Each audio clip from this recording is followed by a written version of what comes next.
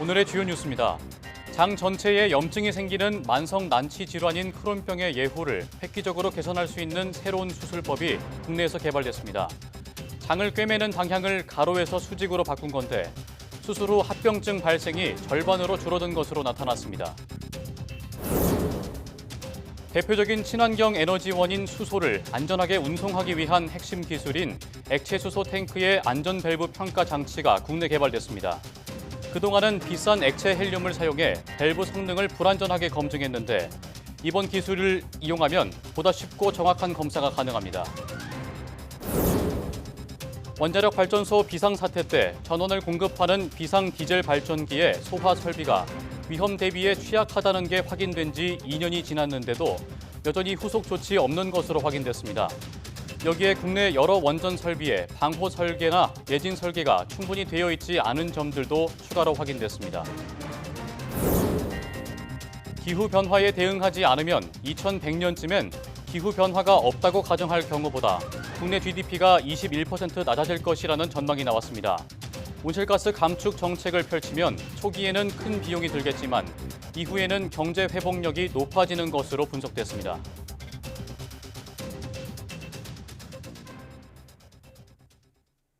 여러분 안녕하십니까? 사이언스투데이 시작합니다.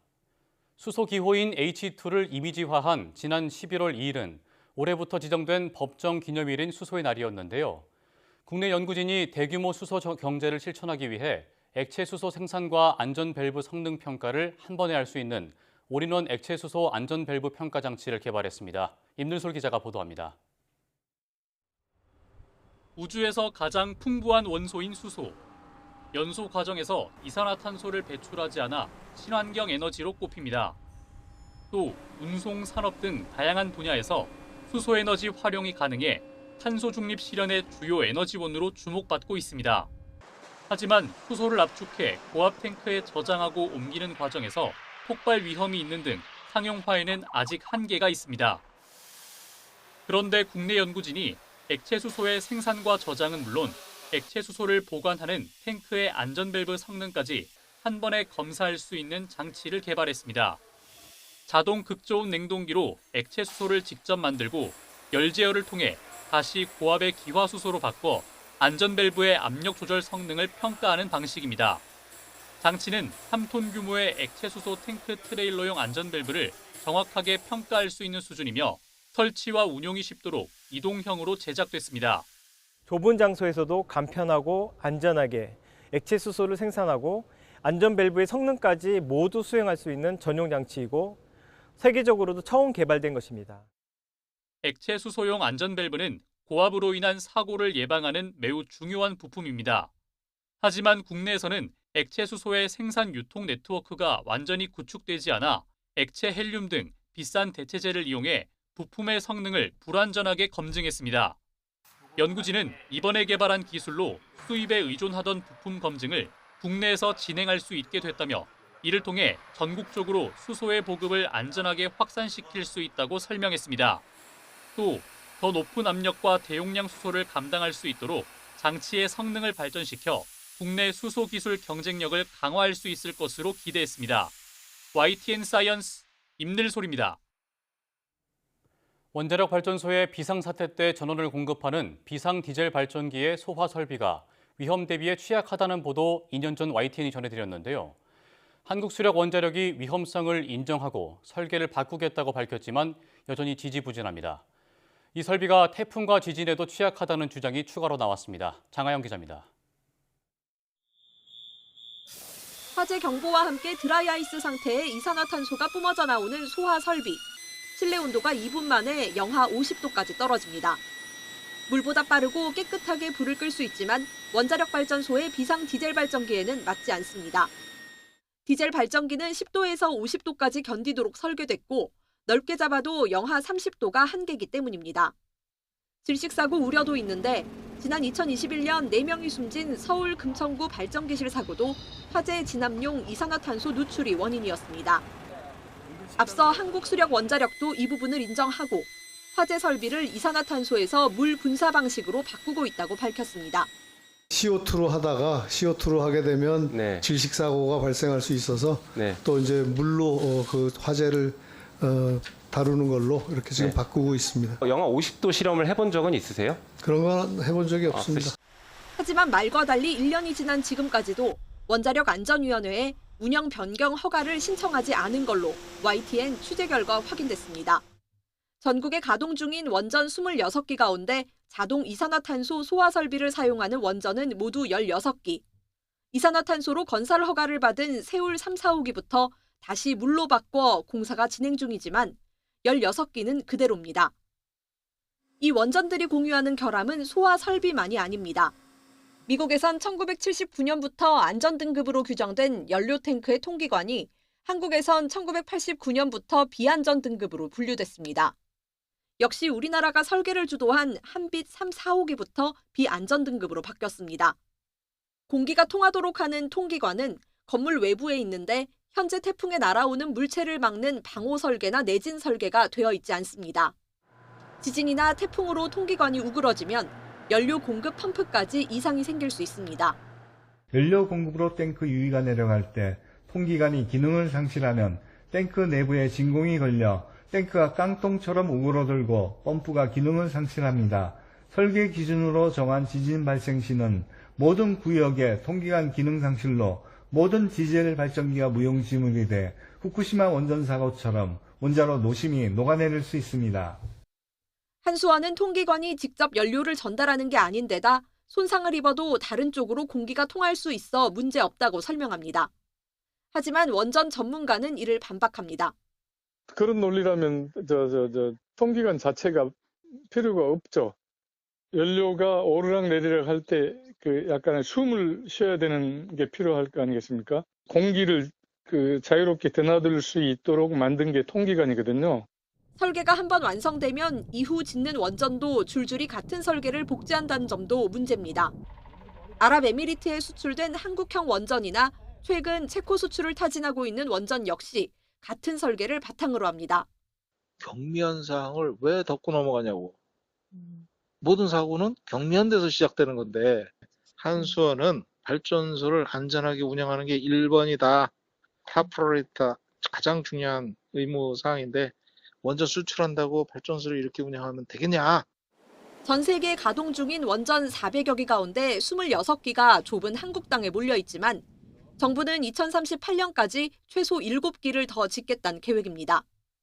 한반도에서 일어나는 지진이 더 잦고 강해지고 기후위기로 역대급 호우와 태풍이 빈출하는 상황에서 만약의 사태에 대비하는 원전 당국의 인식은 여전히 안이해 보입니다.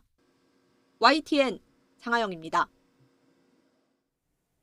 기후 변화에 대응하기 위한 탄소 중립 정책을 시행하지 않을 경우 2100년 우리나라 GDP가 기후 변화가 없다고 가정했을 때와 비교해 21% 감소할 것이란 분석이 제시됐습니다.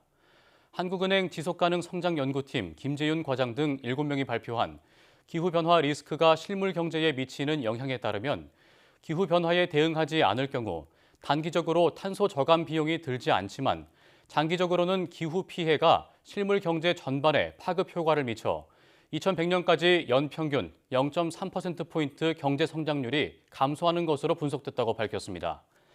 반면 지구 평균 온도 상승폭을 산업화 이전과 비교해 1.5도 이내로 억제하기 위한 온실가스 감축 정책을 펼칠 경우 우리나라 GDP가 2050년에는 13.1% 감소하지만 2100년에는 10.2% 감소로 감소폭이 축소하는 것으로 나타났습니다. 저자들은 온실가스 감축 정책 시행 초기에는 정책 비용이 들지만 이후에는 기술 발전과 기후 피해 축소 등으로 우리 경제의 회복력이 높아지는 점을 알 수 있었다고 밝혔습니다.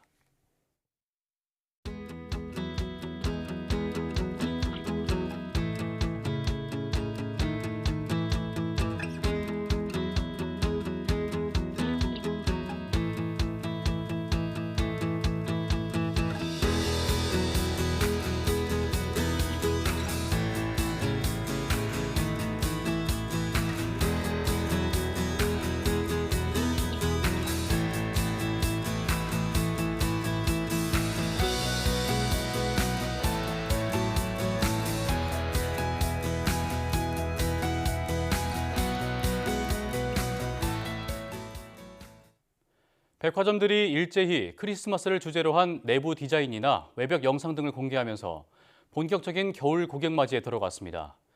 가을을 건너뛰고 겨울로 직행한 느낌인데 속내를 살펴보면 온라인 쇼핑을 견제하고 현장으로 소비자를 부르기 위한 움직임으로 분석됩니다. 오동건 기자가 취재했습니다. Beginning to look a lot like Christmas. 건물을 둘러싼 2만여 개의 전구에 불이 들어오고 화려한 조명이 입구를 수놓습니다. 브로드웨이 극장가가 떠오르는 이곳은 서울 도심의 백화점입니다. 막 불 켜지고 되게 예쁘더라고요. 그래서 사진 찍고 싶게 하고 막 사진 찍고 예쁜 마음. 백화점 외벽 전체를 감싸고 있는 초대형 LED. 크리스마스 테마가 공개되자 영상을 담는 손이 바빠집니다. 제 뒤로 보시는 이 초대형 LED 전광판은 가로가 72m, 세로가 18m로 농구장 3개 크기에 달합니다. 겨울을 미리 가져온 듯한 백화점의 외벽 이벤트에 발길을 멈추기도 합니다. 확실히 뭔가 선물 사야겠다라는 생각도 좀 들었고요. 그리고 뭐 안에 들어가서 구경하고 싶다라는 생각도 들었어요. 추위를 피해 실내 장식에 초점을 맞춘 곳도 있습니다. 크리스마스 분위기의 유럽 동화 속 서커스 마을을 그대로 재현했습니다. 1768년 서커스를 스토리 컨셉으로 하였습니다. 희망, 사랑, 평화, 행복과 같은 메시지를 이번 크리스마스 스토리에 전달하고자 합니다.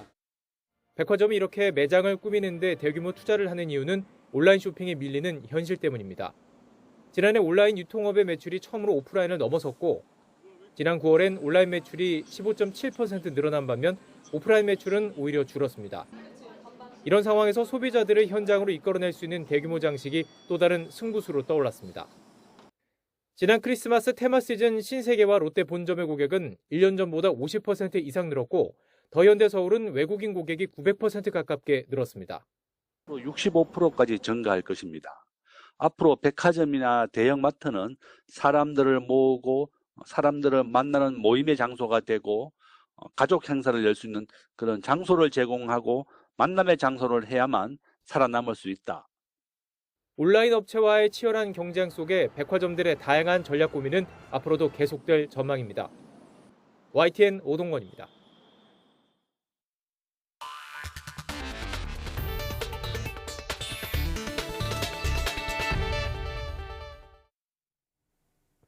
염증성 장질환인 크론병은 수술 부위에 합병증이 쉽게 생겨 환자 4명 중 1명은 재수술을 받을 만큼 치료가 쉽지 않은데요.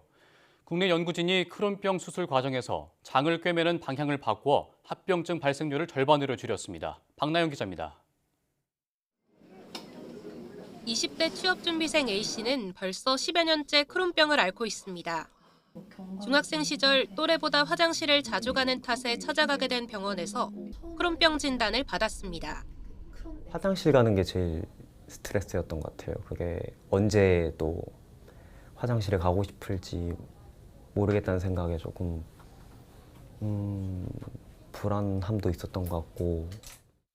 크론병은 장 전체에 염증이 일어나 나아졌다 심해지기를 반복하는 만성질환으로 대표적인 난치병 중 하나입니다. 장이 막히거나 구멍이 생기는 등의 합병증으로 많은 양의 출혈까지 이어지면 결국 수술을 해야 합니다.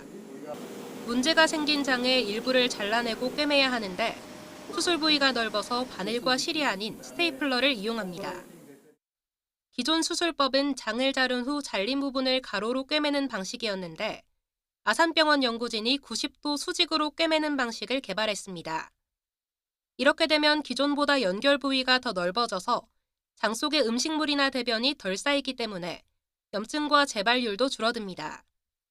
연구진은 두 수술법의 효과를 비교하기 위해 2020년부터 3년 동안 장 절제술을 받은 크론병 환자 200여 명을 대상으로 실험을 진행했습니다.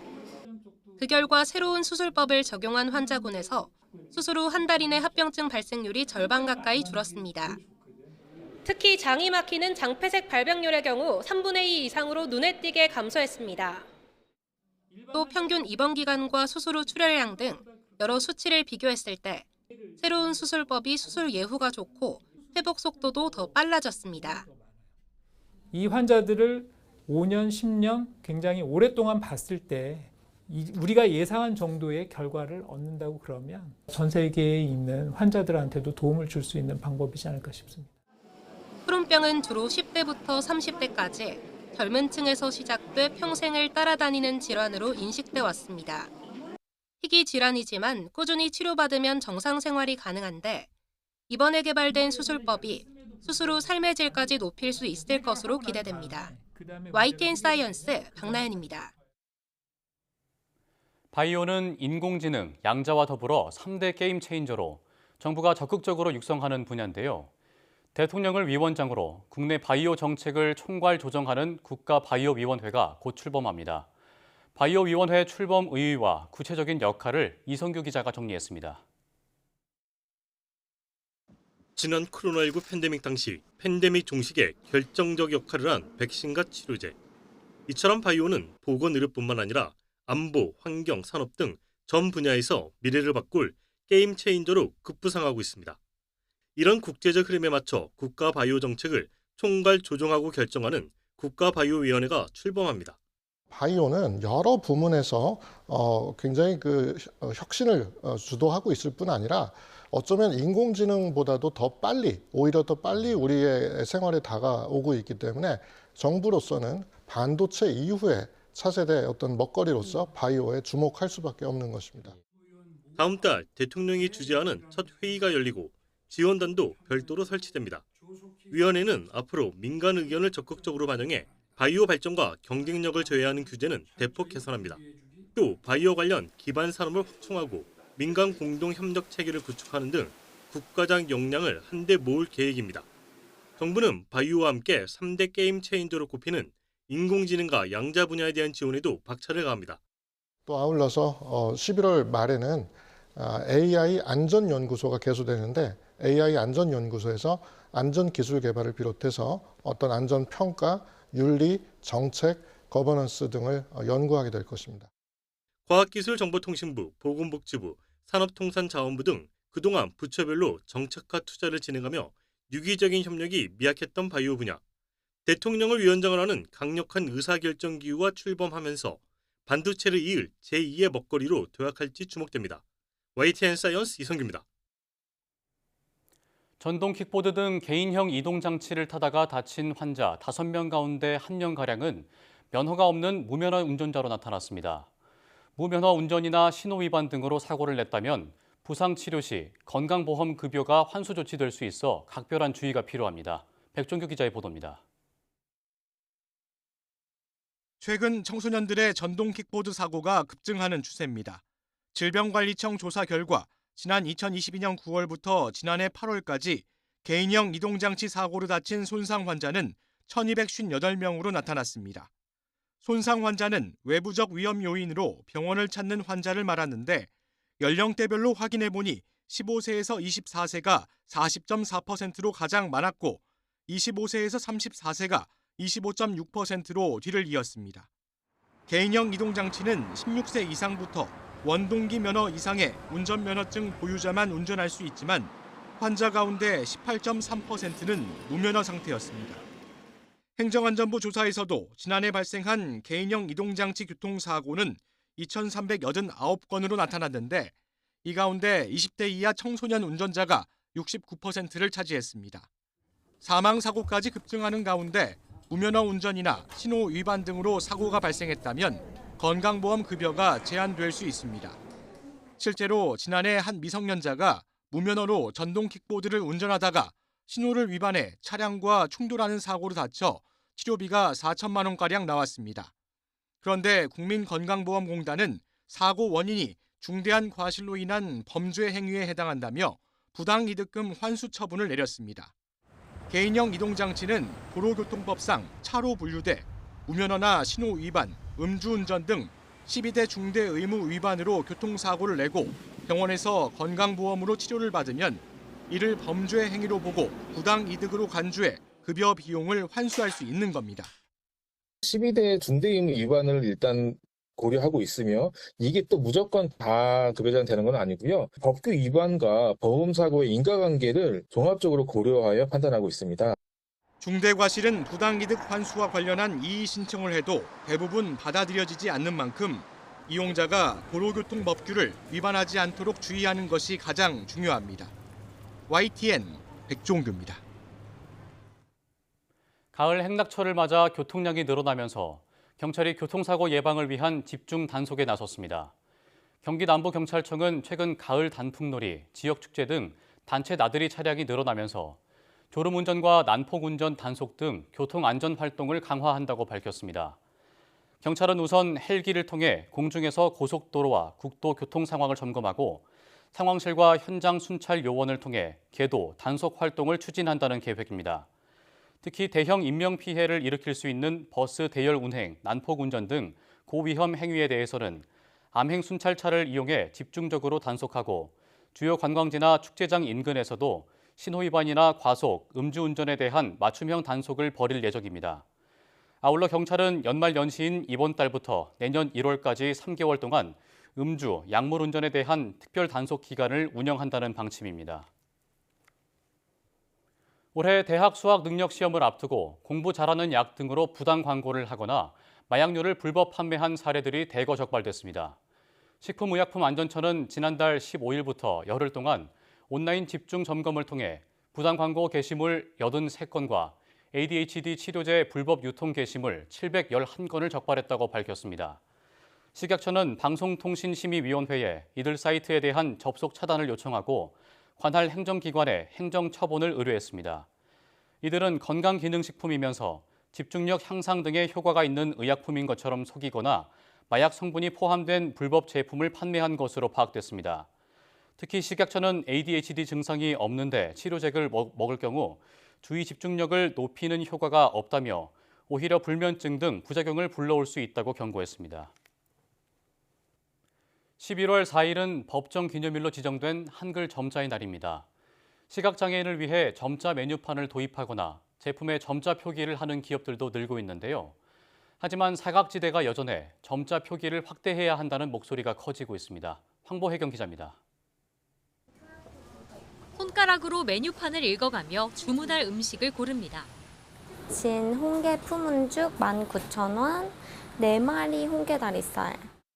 지난달 한 프랜차이즈 업체가 도입한 점자 메뉴판입니다. 어떤 메뉴가 어떻게 있는지 몰랐었는데 이렇게 점자로 직접 읽을 수 있으니까 좀 더 메뉴를 더 잘 알 수 있어서 좋았던 것 같고요. 저시력자나 고령층도 알아볼 수 있게 글씨 크기를 1.5배 키웠습니다. 서울시에 있는 350여 개 매장에 저희가 점자 메뉴판을 도입하였습니다. 피드백을 받아서 전국으로 좀 확대해 나갈 예정이고 생활용품에 점자를 표시하는 기업도 늘고 있습니다. 500ml짜리 바디워시와 주방세제입니다. 용기 형태가 거의 비슷한데 이렇게 점자 태그를 걸어두면 어떤 제품인지 구별할 수 있습니다. 목걸이 형태로 제작을 하는 것이 4개의 형태가 다를 때마다 다양하게 사용할 수 있어서 좋을 것 같았고요. 실리콘이라는 재질이 가장 점자 표시가 잘 되어 있고 제품에도 밀착력이 강하기 때문에 하지만 사각지대는 여전합니다. 올해 7월부터 39개 의약품과 생리대, 손소독제 등 의약 외품 15종에 대해 점자 표기가 의무화됐지만 여기에 포함된 생리대 제품은 고작 5개뿐. 신생아 분유나 기저귀 등 의무화 대상이 아닌 품목들은 시각장애인에게 점자 블록 없는 도로와 같습니다. 이게 유통기한이 없어서 언제까지인지 알기도 어려울 것 같고 몇 개월용인지도 몰라서 기업들의 자발적인 사회공헌 활동에 기대야 하는 게 현실인 상황. 점자 표기 의무화 대상을 넓혀야 한다는 지적에 힘이 실리고 있습니다. YTN 황보혜경입니다.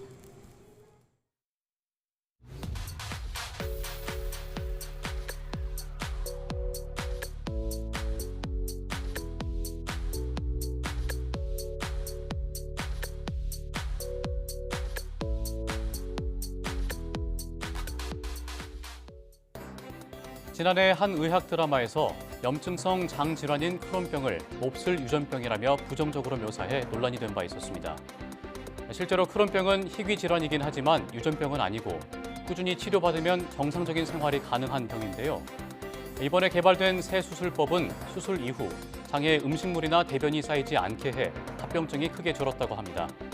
새 수술법이 개발돼 예후가 점점 나아지는 만큼이나 크론병에 대한 인식 또한 계속 개선돼 나가길 바랍니다. 뉴스 마칩니다. 고맙습니다.